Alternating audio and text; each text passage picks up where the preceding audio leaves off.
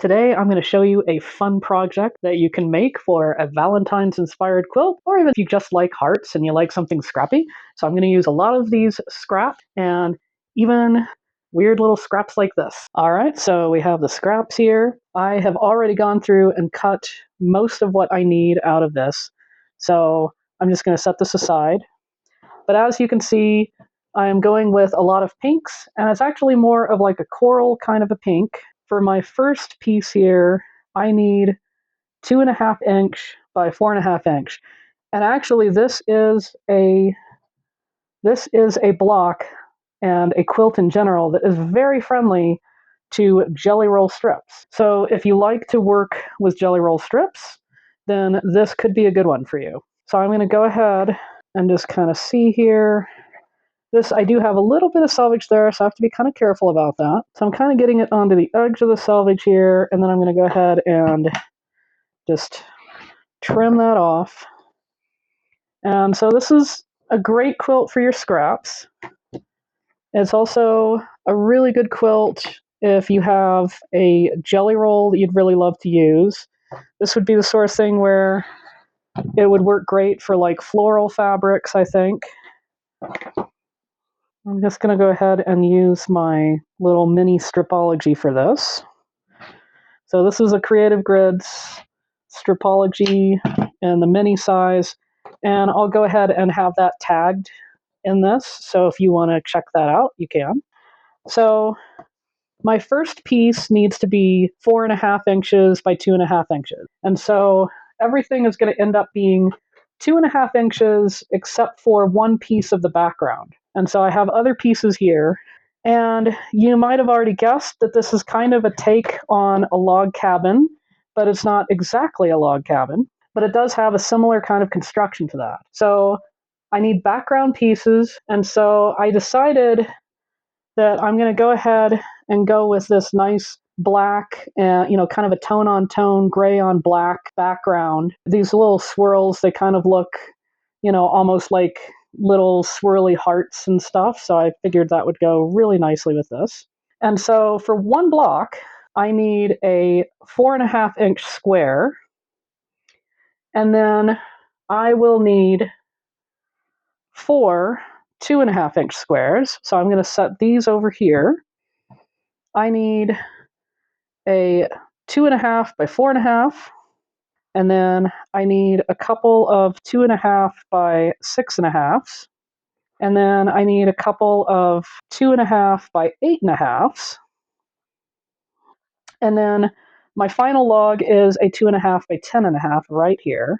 I'm going to have a link available to this pattern, so if you want to actually buy this, then you could, and I'll have the directions in there.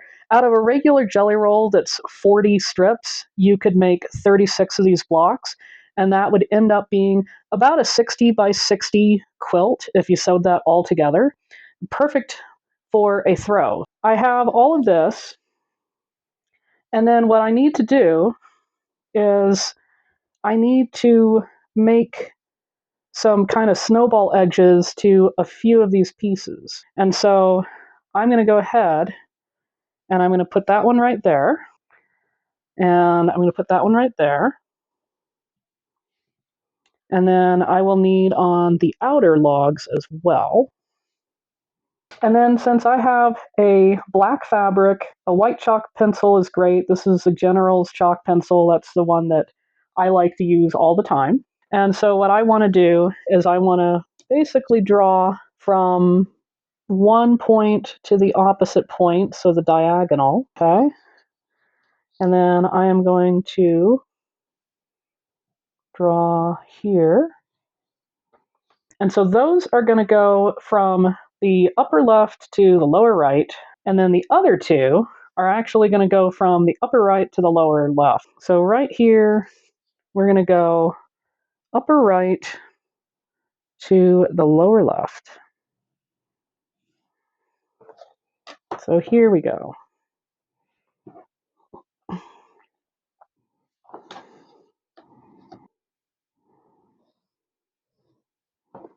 And there we go. So I have all of those. And then because this is what you would call a quarter log cabin. You know, with any log cabin, it's actually easier to sew 2 blocks at once instead of 1 block. And so I have another set here. I need to go ahead and trim this fabric down to the 2.5 by 4.5. And so I'm going to go ahead and do that, and I'm going to get these set up, and I'm going to get all of these pieces marked up, and that way I have it for the second block. All right, so the first things first, we need to get these stitched, and you can absolutely pin them, but I'm going to go ahead and clip them with the binding clips. And I just prefer to do that because it just kind of holds more surface area. And so what I am going to do with these is I am going to stitch them right onto that diagonal line that I drew. And so I'm going to line the needle right up with that.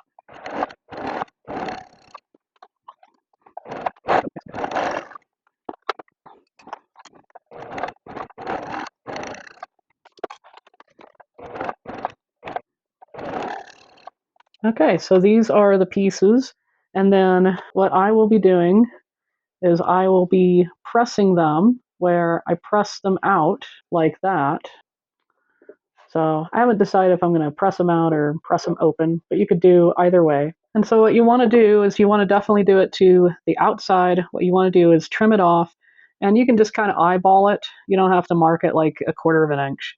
And so this, you know that it's going to be like that, because if it was like this and you trimmed it, then you would basically just make a half square triangle. So you know it's going to be like that. And so you just trim that right off. Now, if you wanted to, you could go through and you could mark these 1/2 inch away and then stitch that line, and then you get an additional half square triangle block that you could use for some other project. But for this, I don't actually need that, and so I am just going to trim all of those away like that.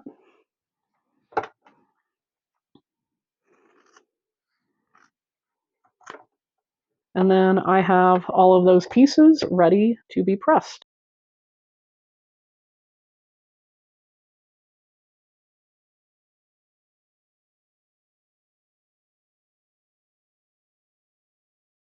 So I have all of those nice and pressed. I decided to press open. So I'm going to go ahead and get these all back into their places. And so those are like that. And then I have that piece and that piece. And so you can see that it's starting to look like a heart. So this is very important. What you want to do before you sew this all together is you want to be able to sew it in order. This would be the final piece that would go on. So you just want to go reverse order of how you're going to sew it. So I have that one there, and then I put this one here, and then this would be before that. This one's right before, this one's right before that one. This is the first log to go on, and then this is my center setting square, or in the case of a quarter log cabin, it would be the corner setting square. This I can take over to the sewing machine. I'm ready to sew it. However, I mentioned that I am going to make up a second block. I have my corner setting square, and then I have that cat fabric that I trimmed down, and then I have these all figured out how I want to have these laid out.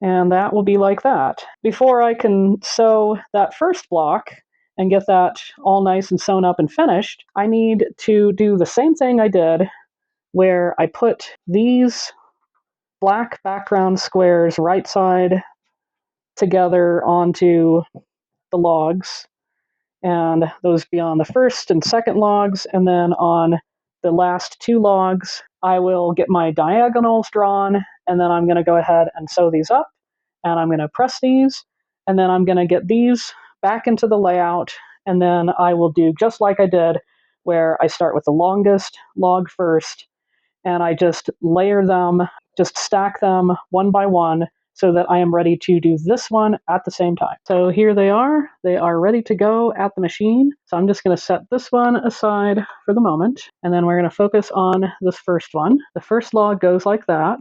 And so If you want to think of it this way, think of it like you want that background piece hitting the background square. Just set this one on top of that square, and then you can just sew that right up. So now I have my other block, taking that, and then just like before, we're setting the background piece next to the square, and then we will sew those two together.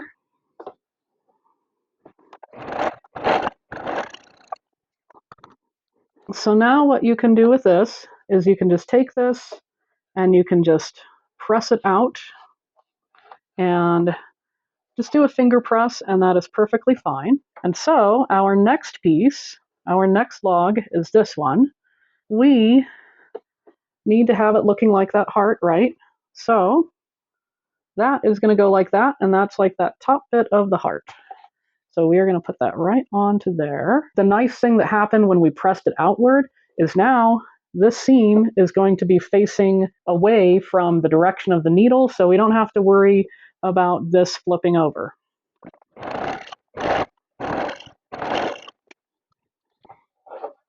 So we have that second block we just sewed, and so I can just press that just like that, and then we had that like that.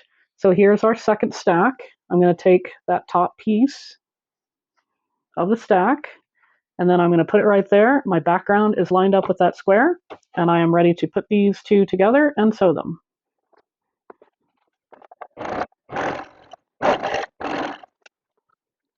So now we have the first block again, and we just press that out like that.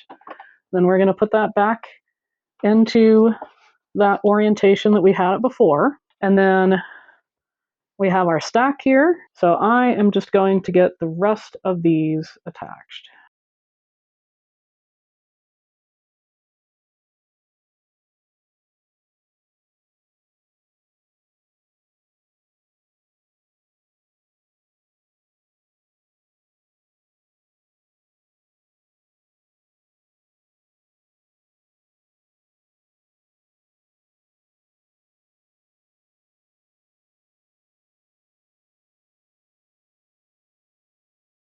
And so after all of the assembly and the pressing, these are what the two blocks look like. So this is just an example with the two blocks. And so like I said, you could build this out.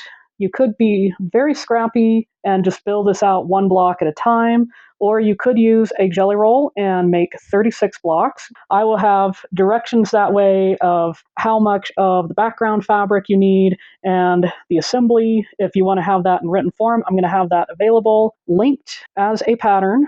And another way that I have done this in the past is about a year ago, I made it up this way. And so this way is actually starts off with 2-inch strips and 3.5-inch setting corners, and then it would be 2-inch squares that you'll snowball. Then also it's 8 logs on this one instead of 6 on that one. So these blocks take a little bit longer. They do end up being smaller, and so it'll end up being a 9.5-inch block, and then you sew it with other blocks, it would be 9 inches. So this one, you would have to make more of the blocks, but this is a great one for yardage. And this one was actually some yardage that I had of an ombre fabric where it transitioned from a golden color all the way through to a fuchsia color. And so that's just another option. And this is a layout I did where I had the hearts going one direction in one row and the other direction in another row.